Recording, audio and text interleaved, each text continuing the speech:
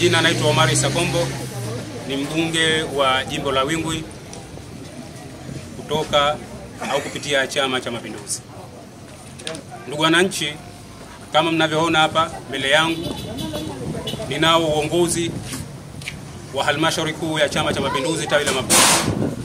Leo tarehe 27 mwezi wa 3 2025, chini ya mwenyekiti wetu hapa Yunus Mbaruk Kombo. Lengo na madhumuni ya kikao chetu hapa, kama mnavyoona nyuma yetu, kuna ujenzi wa tawi la CCM Mapofu. Ujenzi huu ambapo mimi kama mbunge niliuchukua kutoka hatua ya foundation mara baada ya kuingia kwenye nafasi hii ya ubunge, ambapo ilikuwa ni miongoni mwa ahadi zangu kwa upande wa Chama cha Mapinduzi kuendelea kuyajenga matawi katika jimbo letu la Wingwi.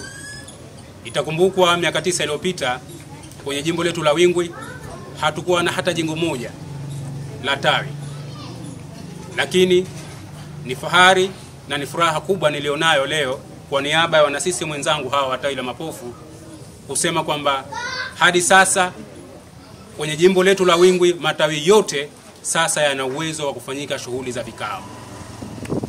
Hii ni hatua kubwa inayotokana na mashirikiano makubwa tunayopata kwa viongozi wetu tofauti wakiwemo viongozi wangu wa chama kwa maana ya mwenyekiti wetu wa tawi la Mapofu, lakini pamoja na viongozi wangu wa jimbo.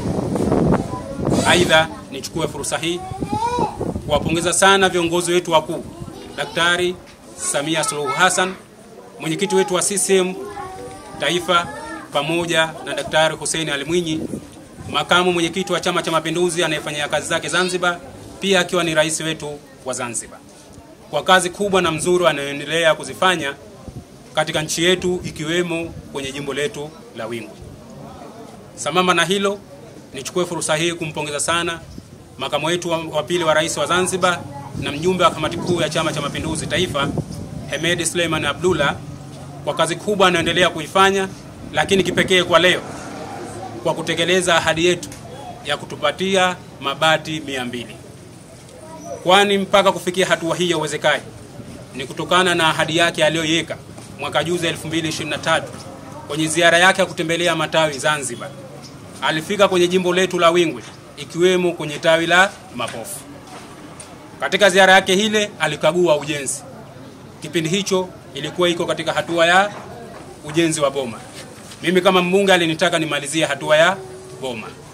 Hatimaye baada ya kauli hiyo au baada ya agizo hilo nikalifanyia kazi agizo lake.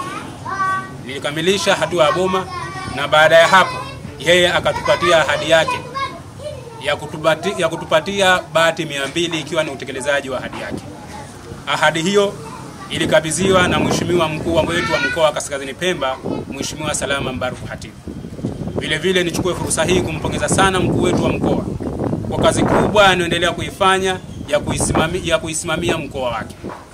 Naendelea kusema kama kuna jambo jema alilotufanyia Dr. Hussein Ali Mwinyi ni kutupatia mkuu wa mkoa wa Kaskazini Pemba, Mheshimiwa Salama Mbaruk Hatibu. Kwani uongozi wake si msaada tu kwa aliyemteua, bali ni msaada kwetu sisi viongozi wa majimbo. Amekuwa akitukamata mkono, amekuwa akitusikiliza, amekuwa akituitikia muda wote tunapomhitaji, aidha ofisini kwake au hata kwa simu. Ni viongozi wachache wenye moyo kama huu. Tunampongeza sana mkuu wetu wa mkoa na tunampongeza sana rais wa Zanzibar kwa kututeulia mkuu wetu huyu wa mkoa Bi Salama Mbaruk Hatibu. Ndugu wana sisi mwenzangu, naendelee kutoa wito, tuendelee kuwaunga mkono viongozi wetu wa kitaifa, Dr. Hussein Ali Mwinyi, lakini vile vile Dr. Samia Suluhu Hassan. Ujenzi wa tawi hili mpaka kufikia hapa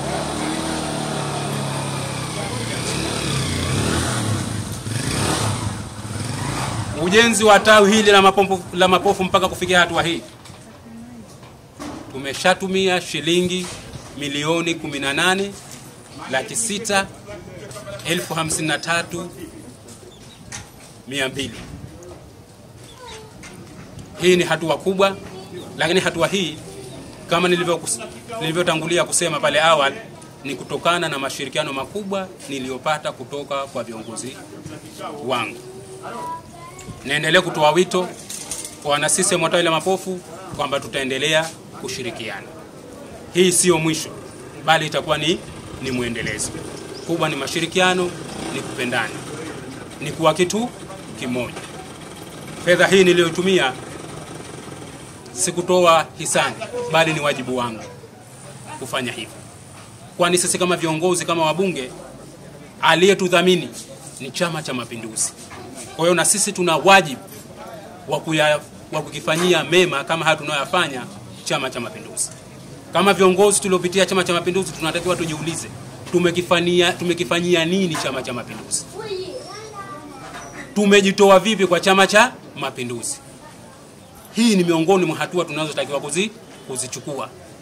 Sio tuwe ukae madarakani mpaka tunaondoka chama kinashindwa kupata hata matawi. Mimi kwa nafasi yangu nahisi kwamba hichi nilichokifanya ni sehemu ya wajibu wangu. Na nitoa wito kwa viongozi wengine, tuendelee, hususan tunaotoka Chama cha Mapinduzi, tuendelee kuwa na moyo kama huu, tuendelee kujitoa katika hali kama hizi. Chama hichi kimetupa heshima kubwa. Wako wanachama wengi, lakini sisi ndio ambao chama kimetuona. Hivyo tuna wajibu chama tukifanyie hisani, au tuna wajibu chama tukiangalia, ili wanachama wenzetu wapate sehemu nzuri za kufanyia vikao, wapate sehemu nzuri ya kufanyia shughuli za chama. Ukizingatia Chama cha Mapinduzi kwa hadhi yake na historia yake, inapaswa kuwa na majengo makubwa, mazuri na ya kisasa kama yalivyo matawi yetu kwenye jimbo letu la Wingwi, ikiwemo tawi la Mapofu. Ukitembelea matawi mbalimbali, mfano tawi la mjini Wingwi saa hizi liko kwenye hatua nzuri, tawi la Njuguni, tawi la Sizini, hata maskani ya Mtemani. Yote ni maeneo ambayo nimefika na nimetoa nguvu zangu kwa niaba ya Chama cha Mapinduzi.